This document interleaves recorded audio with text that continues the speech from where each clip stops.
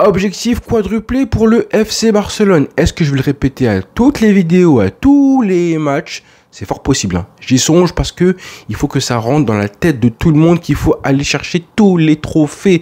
Ça commence ce week-end, ça recommence évidemment ce week-end en Liga face au Betis Séville. Objectif, garder l'avance, la petite avance sur le Real Madrid, 3 points jusqu'au Classico, avant le Classico, pour un match qui aura lieu quelques heures après celui du Real Madrid. C'est une bonne chose, hein. Je trouve que c'est une bonne chose que le Barça joue juste après, parce qu'en cas de victoire du Real, forcément tu es obligé toi de réagir juste après. Donc Barça Betis Séville, on a eu un match récemment, hein, vous vous rappelez, je pense en Coupe du Roi, où le Barça avait tartiné 5-1 le Betis Séville, sauf que là je pense que le match sera complètement différent pour plusieurs raisons. Déjà il n'y a pas Isco, ça compte, hein, côté Séville, donc voilà, un peu plus compliqué pour eux. C'est une grosse perte suspendue, du coup le joueur sévillan qui fait une grosse saison, et aussi parce que je pense que le Betis Séville en Coupe du Roi, bah, c'est pas qu'ils ont balancé leur compétition, c'est plus que c'était pas la priorité de jouer sur plusieurs tableaux avec les difficultés qu'ils avaient à l'époque.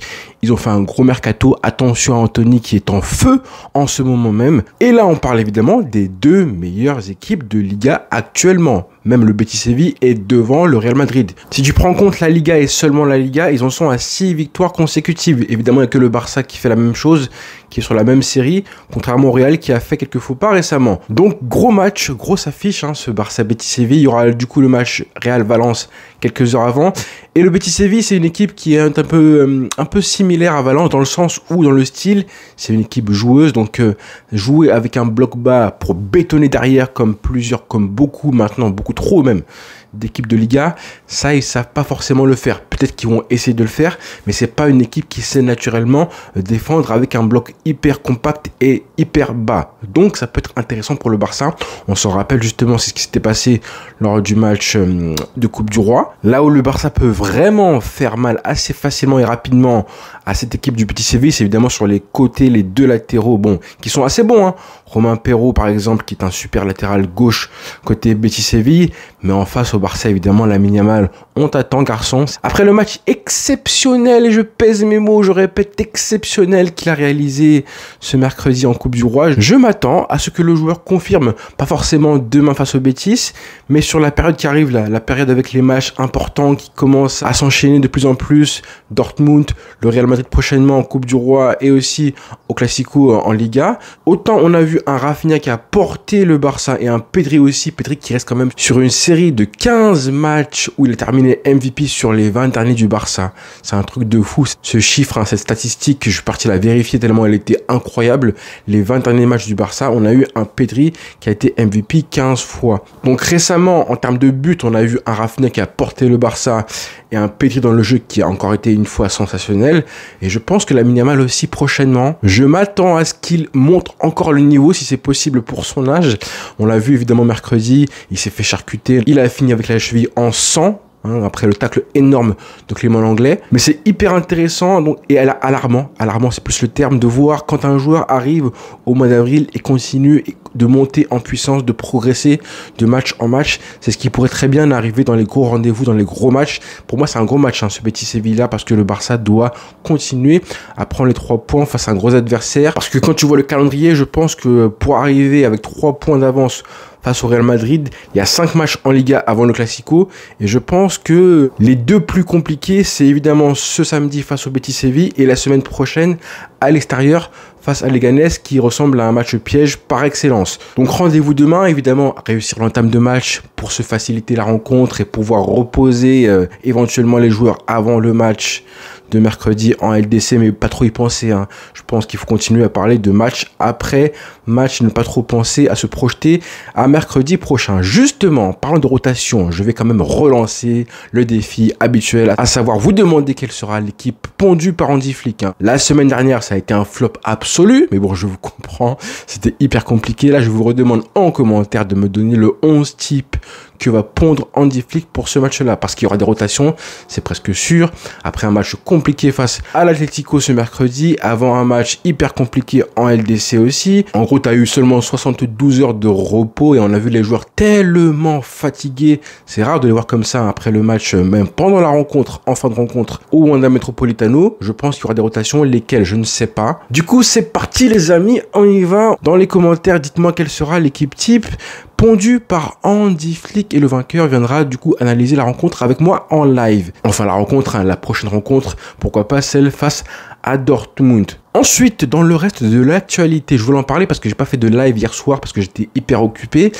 Mais on a eu les nouvelles du coup de l'affaire Olmo Pau Victor. J'ai pas voulu en parler non plus lors de ma vidéo d'hier matin, mais honnêtement les amis, toutes ces affaires judiciaires, j'ai voulu écarter ça. Je préfère attendre de voir comment ça se passe. Je pense que vous avez vu que le Barça a été globalement innocenté entre guillemets, que Pau Victor et Dani Olmo sont toujours enregistrés par la Liga, que la Liga portera plainte, peu importe. Hein. C'est intéressant et c'est important pour le club parce que plusieurs choses. Déjà, les joueurs, le club, le président, les dirigeants ne sont pas pollués encore une fois. C'est une très bonne chose hein, que dès maintenant, un jour seulement après la décision donnée par la Liga, on ait des infos comme quoi les joueurs seraient finalement autorisés à jouer et seraient quand même enregistrés. C'est hyper important que ça arrive juste 24 heures après. Pourquoi? Pour que toutes les affaires judiciaires ne viennent pas polluer le Barça, la saison, les joueurs. Hein. On a vu, rappelez-vous, Dani Olmo hyper affecté avant la Super Coupe d'Espagne au mois de janvier. Tout ça, hein, c'est hyper important pour que le Barça soit focus LDC quadruplé. Pas d'affaires judiciaires. Deuxième chose, c'est évidemment que le Barça doit rester crédible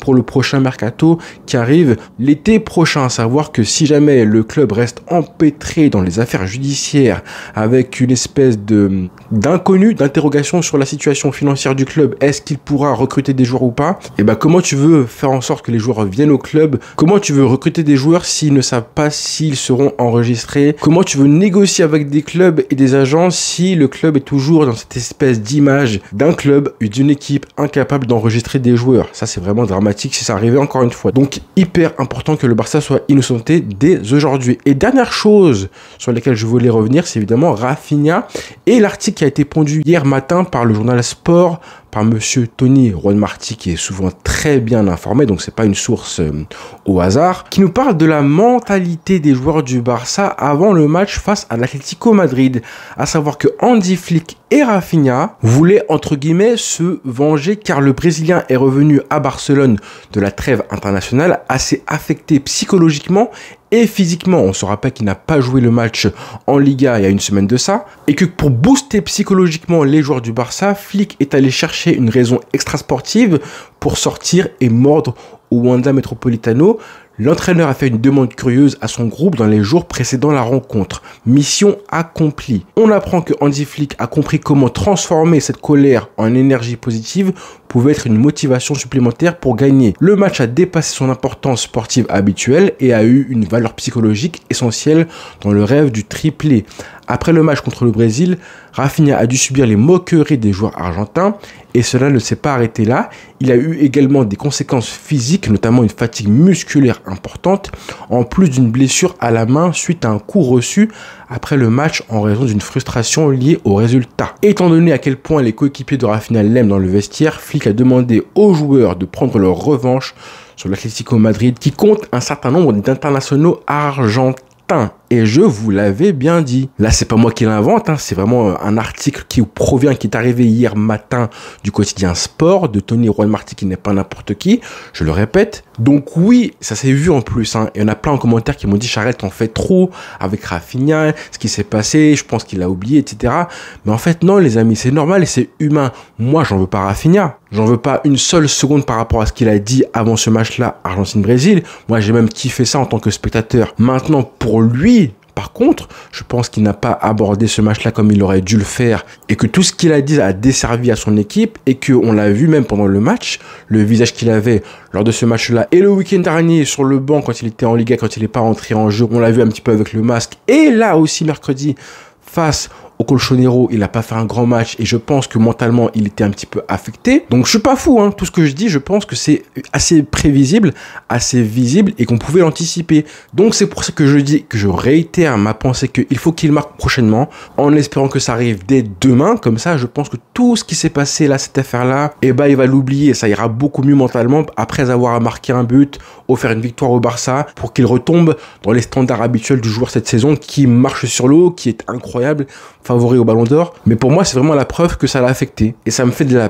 peine pour lui. Et du coup, comme ça me fait de la peine, je me mets à sa place et je me dis, il faut que je me focus de nouveau côté Barça, que je marque un petit but et que je m'aide de mes coéquipiers et de mon coach pour repartir de l'avant. Et pas plus que ça, hein, vraiment pas plus que ça, parce que c'est un super joueur, on l'aime beaucoup Rafinha, et on essaye d'anticiper ou plutôt de cibler des pistes pour qu'il aille mieux en fait. Donc je pense que ce qui s'est passé mercredi avec la qualification du Barça en finale, ça va l'aider vraiment, parce que si jamais le Barça avait été éliminé après le match qu'il a pondu, avec peut-être des moqueries encore une fois des joueurs argentins, ça aurait été encore plus compliqué pour lui de se relever de ça. Heureusement, on a vu que le Barça a gagné, et on a même vu des images du joueur du coup de Rafinha qui est parti congratuler, enfin féliciter, faire un beau câlin, une grosse accolade à monsieur Rodrigo de Paul. Donc je pense que ça va beaucoup mieux maintenant qu'il est soulagé et que le Barça va du coup avancer. Donc Rafinha aussi, hein. On veut te voir de nouveau avec un grand sourire, qui marque des buts, parce que à la base c'est pas un joueur qui a cette espèce de confiance en lui, d'ego démesuré pour affronter des situations aussi nocives et nauséabondes que ce qu'il a affronté récemment,